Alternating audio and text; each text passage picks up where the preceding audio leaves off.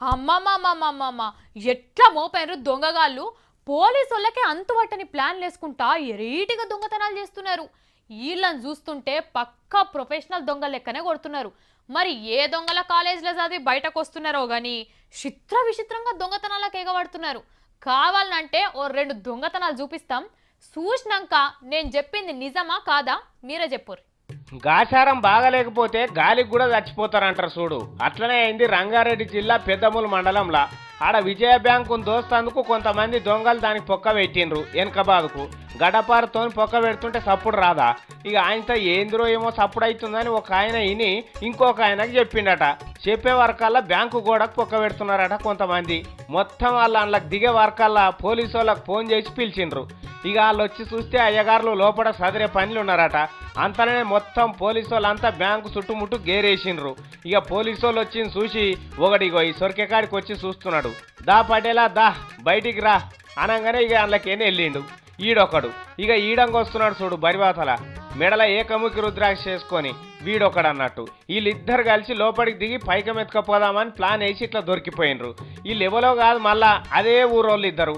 అయ్యా చెప్పు, నువ్వు చూసినావు కదా ఎట్లెట్లయింది ఇలా కథ. నిన్న కూర్చొని సప్పుడు వచ్చింది. సప్పుడు వస్తుంది దాని రాడ్ సప్పుడు వస్తుంది. సౌండ్ విన్నాడు.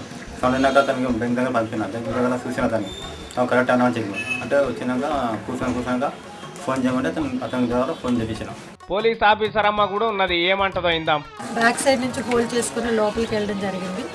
వీళ్ళని తర్వాత పోలీసు వచ్చారన్న భయంతో తర్వాత వీళ్ళు అనౌన్స్ చేసిన తర్వాత మీకు ఏం కాదు మీరు బయటకు వచ్చేయండి ఏం చెయ్యము అని చెప్పి అనౌన్స్ చేయడంతో వాళ్ళు మళ్ళీ బయటకు రావడం జరిగింది. చూసిండ్రా దొంగతనం చేసినట్టే చిన్న ముచ్చట కాదని. ఎన్నటికన్నా దొరుకుతారు దొంగ అనేటోడు. గాచారం బాగా లేకపోతే ఇసొంటి అవుతుంటాయి.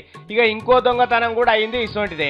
వీళ్ళు ఎసొంటి దొంగలంటే ఇంటి కుక్క కావాలంటే కుక్కకు మత్తుమంది ఇచ్చి దొంగతనం చేసిండ్రు.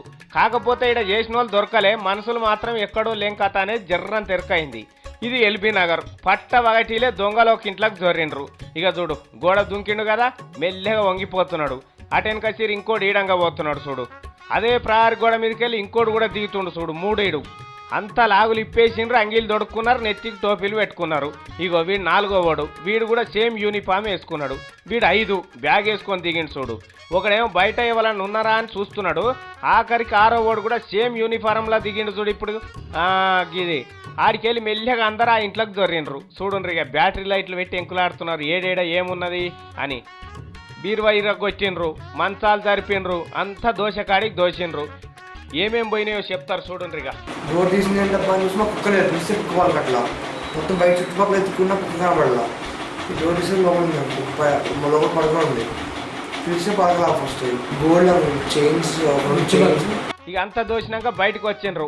ఒక్కడు మాత్రం ఏం చేసిండో ఎరికేనా, సీసీ కెమెరాలు ఉన్న సంగతి చూసి అవి బంద్ చేసేందుకు వచ్చిండు. నీ తెలివి తెల్లారే కదరా, మీరు ఏం చేసింది అంతా ఇలా ఎక్కిందిరా వారి. ఇప్పుడు బంద్ చేస్తే ఏం లాభం. అందరు ఒకటే యూనిఫామ్ వేసుకొని దొంగతనం చేసేందుకు వచ్చిండ్రు అంటే వీళ్ళు పక్కా అంతర్రాష్ట్ర దొంగలే అని పోలీసు వాళ్ళు అనుమాన పడుతున్నారు. వీళ్ళని కూడా జల్దీనే పడతామని అనుకుంటున్నారు. ఇగో ఇట్లయితున్నాయి దొంగతనాలు మన తాన.